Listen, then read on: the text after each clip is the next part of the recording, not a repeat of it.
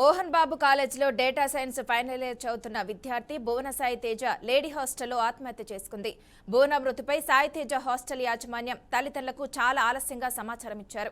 దీంతో భువన మృతి పట్ల తల్లిదండ్రుల బంధువులు అనుమానం వ్యక్తం చేస్తున్నారు. దీంతో మార్చురి ముందు విద్యార్థుని తల్లిదండ్రులు ఏఐఎస్ఎఫ్ నాయకులు ఆందోళన వ్యక్తం చేశారు. యూనివర్సిటీ యాజమాన్యం స్పందించకపోతే విద్యార్థిని కుటుంబానికి న్యాయం చేసే వరకు పోరాటం చేస్తామని ఏఐఎస్ఎఫ్ రాష్ట్ర సహాయ కార్యదర్శి బండి చలపతి హెచ్చరించారు. మాకు ఫోనే రాలా సార్, మేమే కనుక్కుంటాం సార్.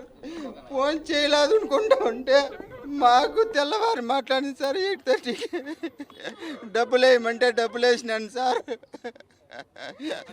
బాగా హ్యాపీగా మాట్లాడింది సార్. ఇబ్బంది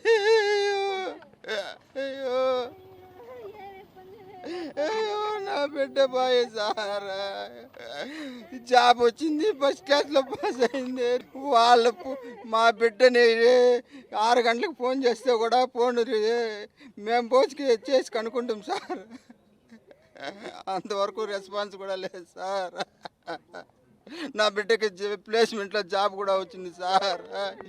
ఏమీ ప్రాబ్లం లేదు సార్. ఎట్లా పోయిందో నాకే అర్థం కాలేదు.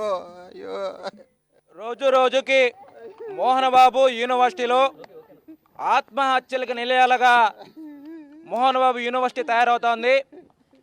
నిన్నటి రోజున భువన అదే మోహన్ బాబు యూనివర్సిటీలో ఇంజనీరింగ్ 4th ఇయర్ చదువుతోంది, సిఎస్సి కంప్యూటర్స్. ఆ అమ్మాయికి ఒక 2 నెలల క్రితమే ఇన్ఫోసిస్లో సంవత్సరానికి 9 లక్షల జాబ్ కూడా క్యాంపస్ సెలక్షన్లో సెలెక్ట్ అవ్వడం జరిగింది. కానీ నిన్నటి రోజున మోహన్ బాబు యూనివర్సిటీకి సంబంధించినటువంటి ఒక ప్రైవేట్ హాస్టల్లో అమ్మాయి అనుమానిత స్థితిలో ఫ్యాన్కి ఉరేసుకొని చనిపోవడం జరిగింది.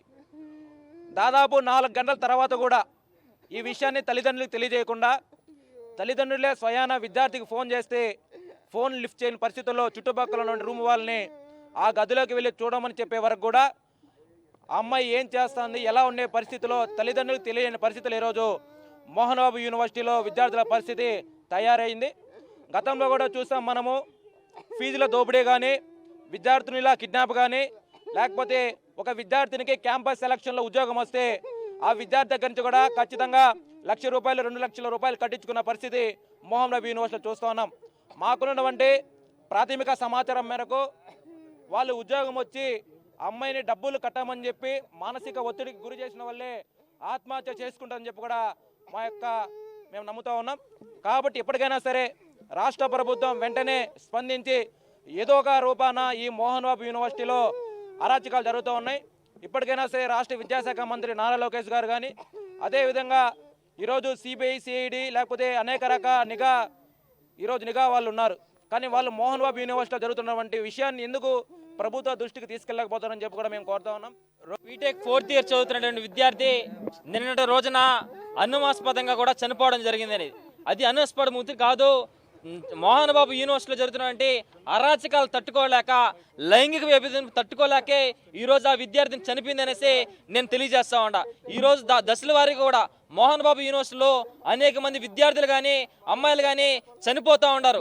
ఈ చనిపోయే దాని మీద కూడా ఈ ప్రభుత్వం ఏమైనా స్పందించిందా?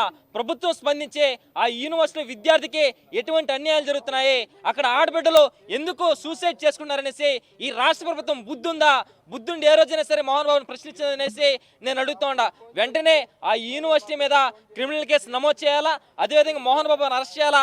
ఏదైతే భువన విద్యార్థికి అన్యాయం జరిగిందో ఆ విద్యార్థి కుటుంబానికి కూడా ₹25 లక్షల నష్టపరిహారం చెల్లించాలనేసి నేను డిమాండ్ చేస్తున్నాను. అదేవిధంగా ఆ తల్లిదండ్రులు ఈరోజు కూలీనాలు పని చేసుకొని గ్రామంలో ఉండి ఈరోజు బిడ్డను చదివించుకొని పై స్థాయికి వస్తుందనేసి ఆ యూనివర్సిటీలో చదివిస్తూ ఉంటే ఈరోజు విద్యార్థులు చనిపోయి